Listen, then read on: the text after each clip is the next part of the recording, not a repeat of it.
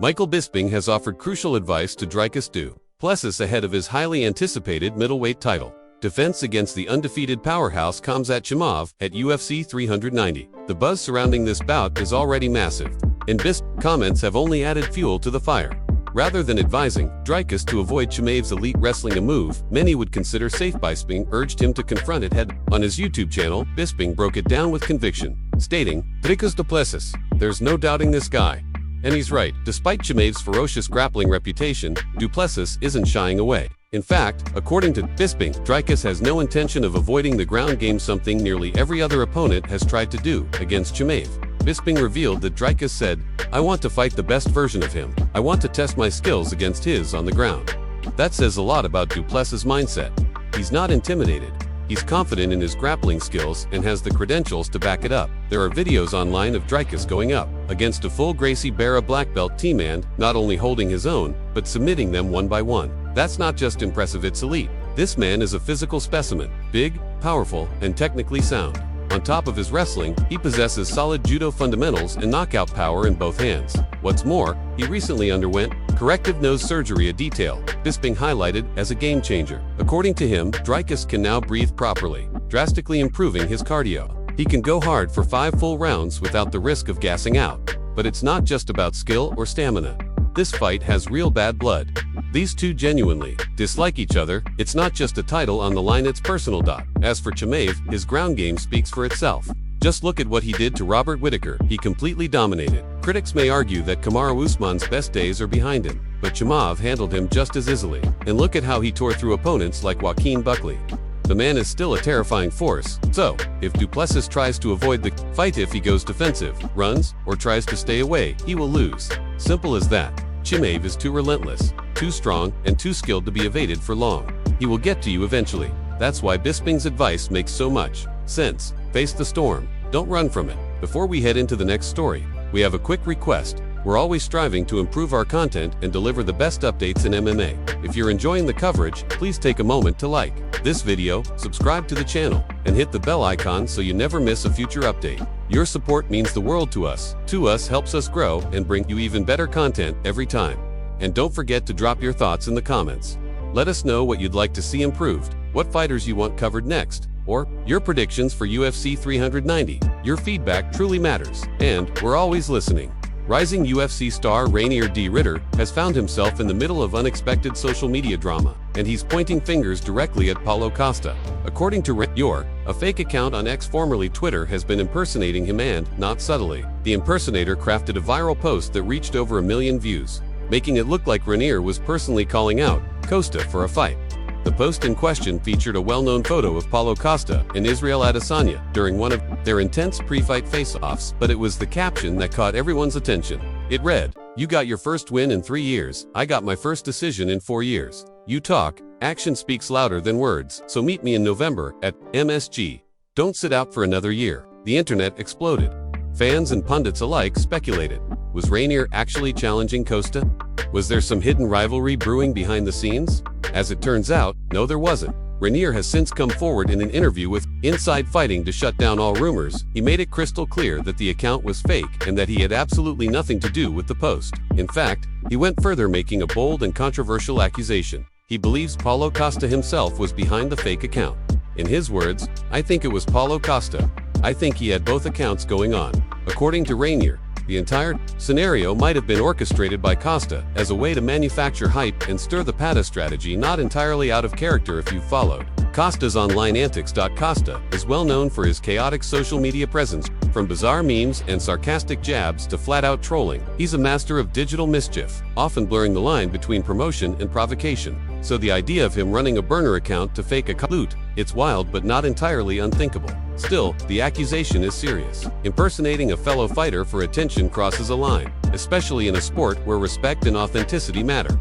If Rainier's claim is true, it represents a new level of psychological warfare from Costa. If he's wrong, then someone else is impersonating Rainier purely to cause chaos, which is also deeply concerning. Either way, the fake account saga has thrown a bizarre curveball into the UFC world, adding another layer of drama to an already chaotic fight landscape. Whether this is a real beef or just elaborate trolling remains unclear. But what is clear is that Rainier de Ritter wants no part of a fight with Paulo Costa. he's not letting a fake tweet dictate his next move. MMA fans finally have some reassuring news about Ben Askren's recent hospitalization. The former UFC fighter and wrestling legend, known for his grit both inside and outside the cage, took to social media to give what he called Update Number 7, and the message was filled with optimism. In a calm and composed video, Askren acknowledged he's still in the hospital but emphasized that things are improving. "My hands are a little shaky from some of these medicines," he said, a sign that he's still undergoing treatment. Despite the side effects, his tone remained upbeat. "I'm still in the hospital, but everything's been good," he reassured fans. Askren explained that doctors had kept him under observation due to concerns about a possible infection. While the uncertainty of waiting for test results is never easy, the former fighter brought some much-needed relief. "Every test so far has come back negative. They kept me here because they thought there was some infection possibility, but every test they've run so far has come back negative, so I'm pretty happy about that," he shared. That news, while simple, was a huge comfort not just for Askren, but for the thousands of fans watching closely. "I don't think there's anything wrong at all. I think I'm waiting for 1 or 2 more tests to come back, and then we'll see where we go from there," he added. While he isn't quite ready to be discharged, the trajectory looks positive. Just a couple more results and, hopefully, he'll be cleared to head home. Ben Askren's resilience has always been part of his identity as a competitor and a public figure. Even in the face of health concerns, his straightforward attitude and calm demeanor remain unchanged. Though retired from competition, Askren continues to be a major presence in the MMA community, whether through commentary, podcasts, or his signature dry humor on social media.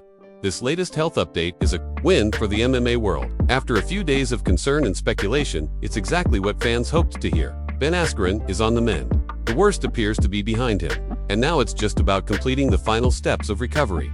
Here's wishing Ben a full and speedy return to good health. One of the most intense stories to emerge from the MMA world this week involves none other than Pereira and Michael Bisping, and yes, there's real drama behind it. Known for his stoic demeanor and quiet confidence, Pereira shocked fans by showing a completely different side during a surprise face-to-face with the UFC Hall of Famer. This wasn't your typical backstage run-in. According to Bisping, it was anything but casual. There were no handshakes, no jokes, just cold, unfiltered tension. Pereira walked straight up to Bisping and stared him down, stone-faced and without hesitation. The atmosphere turned even more hostile when Pereira's coach Plinio Cruz jumped in and began hurling verbal jabs at Bisping, escalating what was already a highly charged situation. So, what sparked this unexpected confrontation? It all traces back to UFC 3-on-3, when Pereira lost his light heavyweight title to Magomed Ankalaev. In the aftermath, Bisping didn't hold back during his post-fight commentary. He accused Pereira of showing no urgency, no hunger essentially, calling his performance lazy. Those comments clearly hit a nerve, and Pereira hasn't forgotten them. With a rematch between Pereira and Ankalaev scheduled for October, the stakes have evolved beyond just reclaiming a belt. This is now personal. Pereira isn't just looking to win, he's out to prove a point, silence critics, and, perhaps most importantly, put Michael Bisping in his place. What makes this confrontation even more surprising is Pereira's reputation. He's always been calm, respectful, and composed, the type of fighter who lets his fists do the talking. But everyone has a breaking point, and being publicly labeled lazy by a figure like Bisping may have been his. Bisping himself recounted the incident on his podcast. "It was either Thursday or Friday night," he said. "I was out to dinner with Rebecca, and on our way back to the hotel, I saw Pereira standing out front with his translator or trainer, Plinio Cruz. I walked over and said, 'Hey, champ, good to see you.' I reached out, shook his hand, and he just looked at me like he wanted to kill me. It didn't stop there.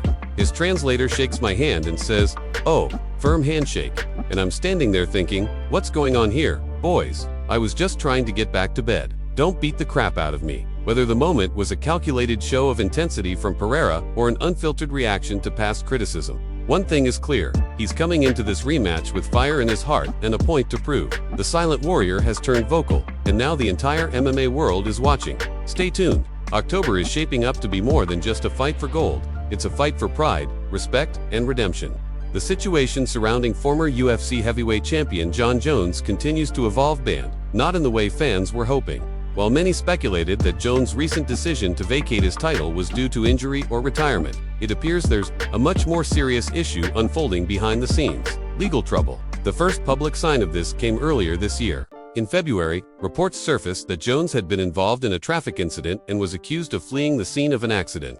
That accusation has now resulted in a misdemeanor charge, but unfortunately, that's just the beginning.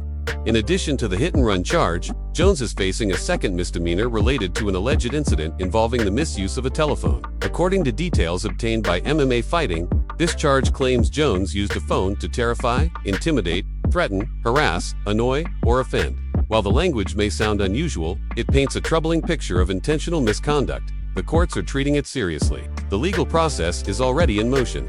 Jones is set for 2 separate bench trials hearings where a judge, rather than a jury, will deliver the verdict.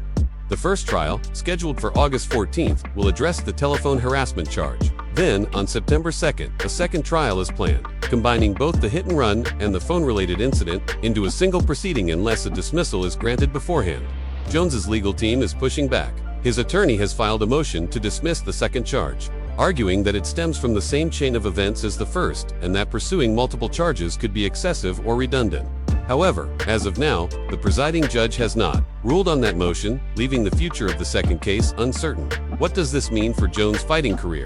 That's the million-dollar question. Legal proceedings can take months to resolve, and while the UFC hasn't made any formal statements regarding the charges, the ongoing court battles cast a long shadow over any plans for a return to the octagon. This isn't the first time Jon Jones has faced adversity outside the cage, but the stakes are high. As one of MMA's most polarizing figures, his legacy hangs in the balance both professionally and personally. For now, all eyes are on the courtroom. The coming weeks will be critical, and with Jones, one thing is certain: nothing is ever predictable.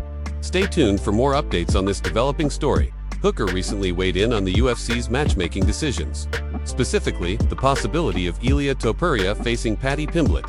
In an interview with Sky Sports, he didn't hold back. The funny thing is, they might actually do Paddy versus Ilia, he said, which is absolutely wild. According to Hooker, it would be an unorthodox move, suggesting that if Pimblett gets this fight, it would be a massive leap, as if he were fighting Michael Chandler and then suddenly receiving a title shot. For Hooker, it's clear this potential matchup is driven more by business than sport. He elaborated, "At the end of the day, Ilia is not going to hold that belt for very long anyway." A bold statement, but if there's one thing Hooker isn't known for, it's sugarcoating. Breaking it down further, Hooker provided some perspective from Ilia's side.